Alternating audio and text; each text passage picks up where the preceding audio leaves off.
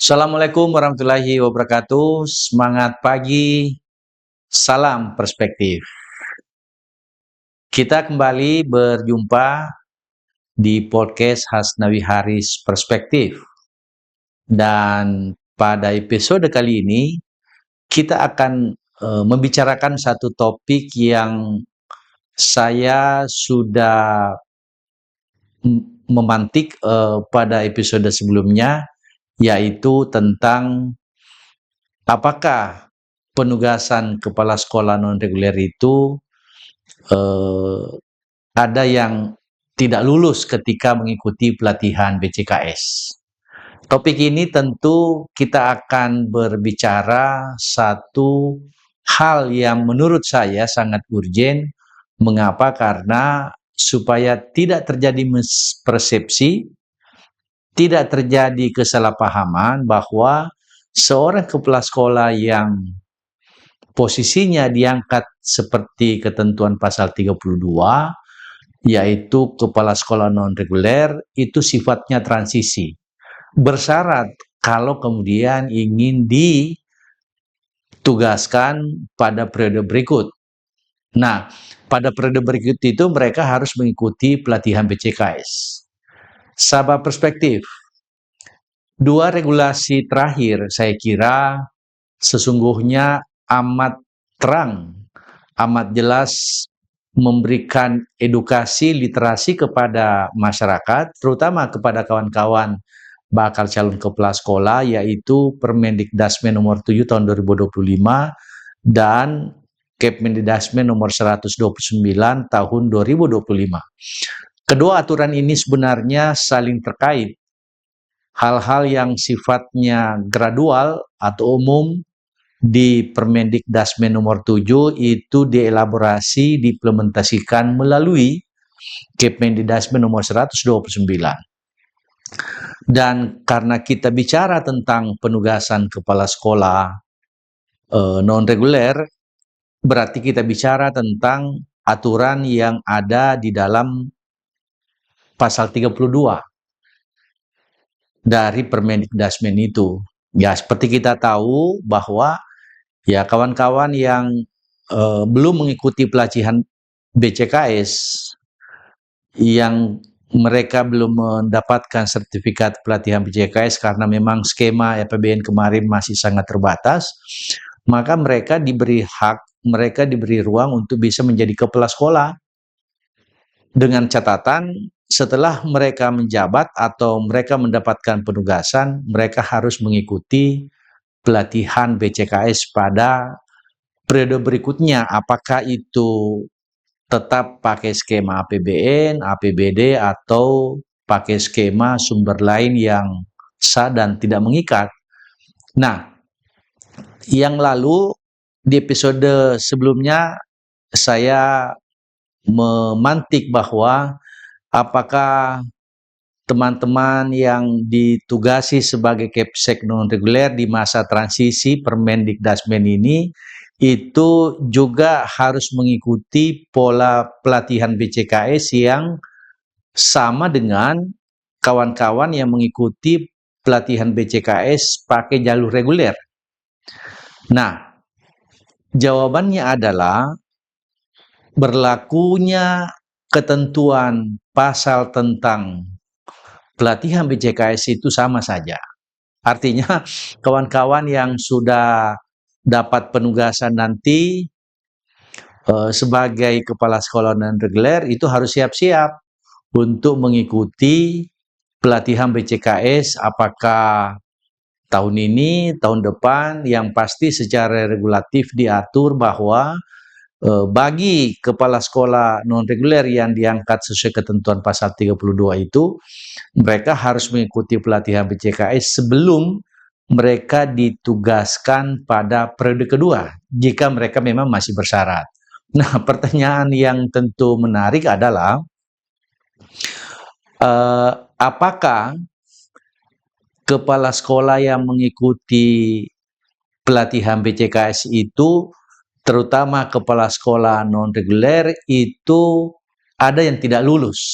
Nah, pertanyaan ini menarik dan ini saya kira harus jadi warning, jadi perhatian bagi kawan-kawan yang status Kepseknya non-reguler tahun ini bahwa sesuai ketentuan Permendikdasmen nomor 7 tahun 2025,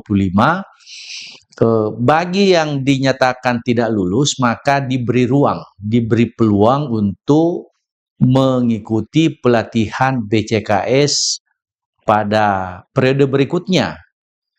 Dan di dalam Kepmendikdasmen nomor 129 ini itu diatur dengan jelas bahwa bagi kepala sekolah non-reguler yang kemudian diberi ruang untuk mengikuti pelatihan BCKS pada periode berikutnya, maka ya tentu harus memahami bahwa kalau Anda lulus ya tentu akan mendapatkan sertifikat pelatihan BCKS. Tapi bagi Anda yang tidak lulus, nah ini problemnya. Saya kira karena sistem pelatihan BCKS ini punya rumus, nah teman-teman harus memahami, menyadari bahwa ya Anda yang diberi tugas sebagai Kepsek non-reguler itu ya harus bisa lulus, karena kan jadinya lucu juga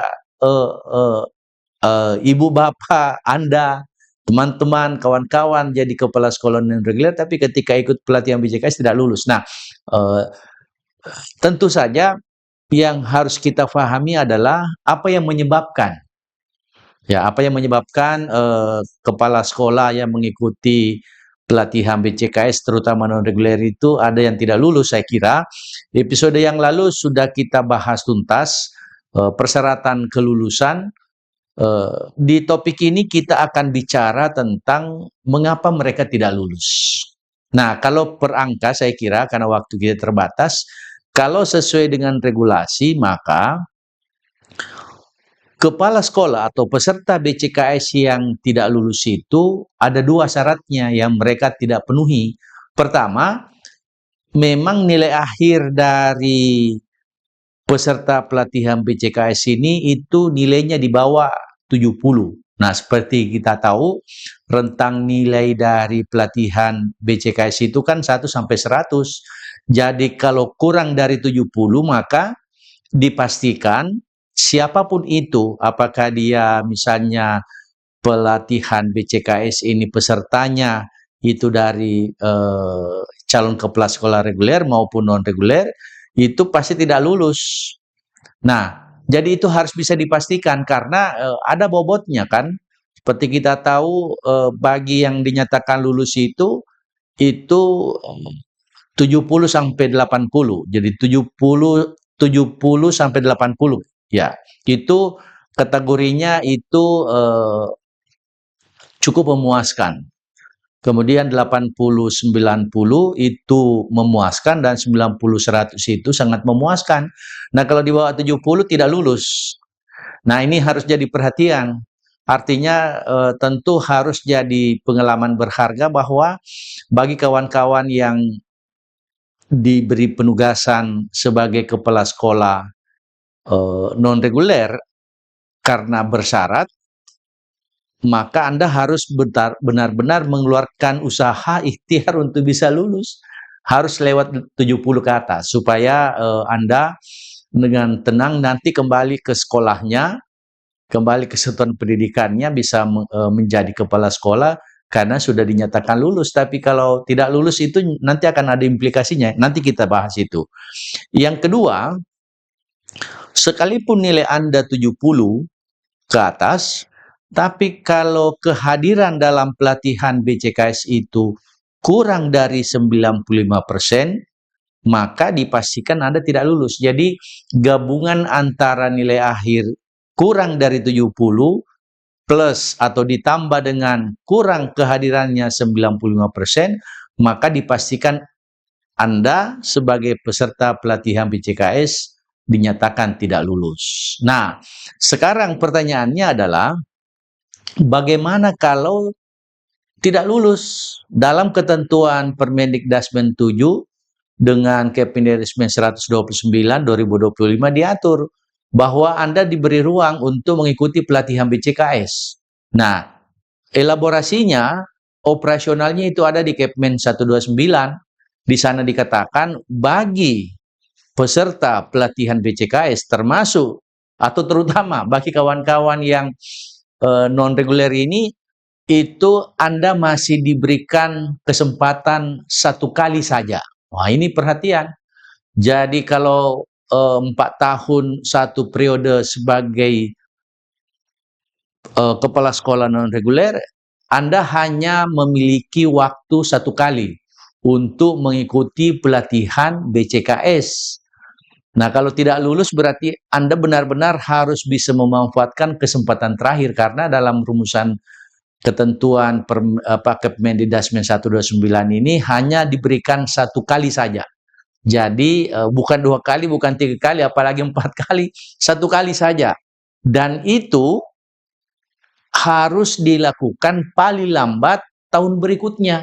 Jadi kalau misalnya tahun ini seperti ilustrasinya tahun ini atau simulasinya Anda diangkat sebagai kepala sekolah non-reguler, lalu beberapa waktu yang akan datang pakai skema APBD misalnya atau pakai skema yang lain, Anda ikut pelatihan BJKS. Nah, kalau tidak lulus, maka diberi ruang, diberi kesempatan untuk mengikuti pelatihan BJKS ini 1 kali.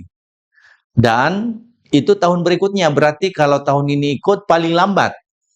Nah, paling lambat tahun 2027 ikut. Tapi tentu kita berharap sebenarnya bagi yang tidak lulus itu memang harus segera mengikuti pelatihan BCKS supaya standarisasi kepala sekolah sesuai dengan Permendikdasmen nomor 7 itu benar-benar bisa kita lihat. Nah, menjadi menarik kembali, pertanyaan yang bisa muncul adalah apa implikasinya, apa akibatnya kalau seorang sudah duduk sebagai kepala sekolah, baru mau mengikuti pelatihan tidak lulus pula. Nah, ada implikasinya. Seperti kita tahu bahwa yang saya pahami, kalau kita lihat konstruksi penugasan kepala sekolah non-reguler ini kan transisi. Jadi kenapa dia transisi? Karena dia tidak reguler. Dia tidak mengikuti seleksi administrasi, seleksi substansi, sampai pada proses-proses di ujung nanti sebagai seorang kepala sekolah. Nah, bahkan karena dia transisi, dipakai syarat. Anda boleh menjadi kepala sekolah yang kemudian bisa diangkat di periode kedua dengan catatan harus mengikuti pelatihan BCKS. Jadi sebenarnya memang edukasinya adalah tidak boleh ada kepala sekolah yang jadi kepala sekolah definitif itu tidak melewati pintu pelatihan BCKS supaya nanti standarnya sama. Nah, bagaimana kalau terjadi yang kita sebut tadi simulasinya, katakanlah simulasinya tidak lulus, nah gimana kembali ke sekolah? Ini kan akan ada problem di sana. Saya melihat bahwa karena sifatnya kepala sekolah non-reguler ini sementara, meskipun misalnya durasi waktunya diberi waktu sampai 1 periode 4 tahun, tapi tidak berarti bahwa mereka wajib menyelesaikan penugasannya sampai 4 tahun. Nah, kalau misalnya di pintu tadi pelatihan BCKS karena itu syarat, wajib diikuti, Anda tidak lulus, maka berpotensi Anda boleh diganti. Anda boleh diganti dalam posisi sebagai kepala sekolah setelah mungkin melihat beberapa waktu yang Anda akan rasakan. Jadi oleh karena itu memang ini tidak mudah. Bagi kawan-kawan yang penugasannya non-reguler, benar-benar harus bisa memastikan bisa lulus karena implikasinya. Nah, bagaimana kalau sudah dikasih ruang? Bagaimana kalau dikasih ruang, kesempatan, ikut 1 kali, lalu tahun berikutnya, rupanya juga tidak lulus. Nah, ini akan menjadi satu mata rantai persoalan penugasan kepala sekolah. Karena tentu kita berharap bahwa kepala sekolah yang diberi amanah itu apakah jalurnya reguler atau non-reguler yang harus menyelesaikan pelatihan BCKS itu harus punya standarisasi yang sama. Sehingga ya berpotensi, saya melihat ini kawan-kawan tidak apa-apa saya agak ekstrim mengatakan ya kalau Anda sudah diberi kesempatan satu kali tidak lulus pula pelatihan BCKS-nya, berarti 2 kali tidak lulus, maka ya kemungkinan besar yang terjadi adalah pejabat pembina kepegawaian PPK di daerah, kabupaten, kota atau provinsi sesuai kewenangannya bisa saja mengganti di tengah jalan. Ya sepanjang tentu sesuai dengan alur, sesuai dengan aturan yang berlaku. Nah, ini tentu sekali lagi ingin saya sampaikan kepada kawan-kawan bahwa amanah sebagai kepala sekolah non reguler ini amanah yang harus dijaga. Beberapa kawan saya kira menjadi menjadi paham mereka bahwa ini rupanya tidak gratis.